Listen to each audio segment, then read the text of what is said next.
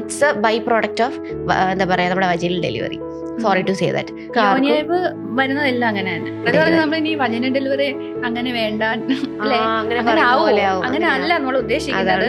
നമ്മളിപ്പോ ഒരു ജിമ്മിൽ പോയിട്ട് ഇപ്പൊ നമ്മള് ബൈസെപ്സിനെ ഇപ്പൊ നമ്മളിപ്പോ ടോൺ ചെയ്യുന്ന പോലെ തന്നെ നമ്മൾ പെൽവിക് മസിൽസിനെ നമ്മൾ എപ്പോഴും കെയർ എടുക്കണം. നമ്മൾ പ്രാക്ടീസ് ചെയ്യാറില്ല.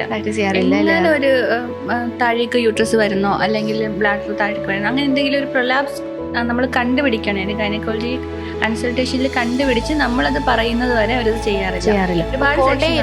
കുറെ സെഷൻസ് ഉണ്ടായിരുന്നു. Chiropractor, pelvic floor therapist, physiotherapy, sessions continue ചെയ്തോണ്ടേയിരുന്നു.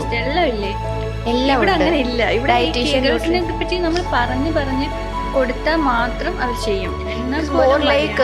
Delivery ശേഷം പിന്നെ കുഞ്ഞിന്റെ കാര്യങ്ങൾ നോക്കാനേ സമയമുള്ളൂ. അതിന്റെ ഇടയ്ക്ക് എവിടെ എന്നിട്ട് like pelvic muscle repair basically prioritise ചെയ്യാത്തോണ്ടാണ്. You ask me because by ഇല്ല.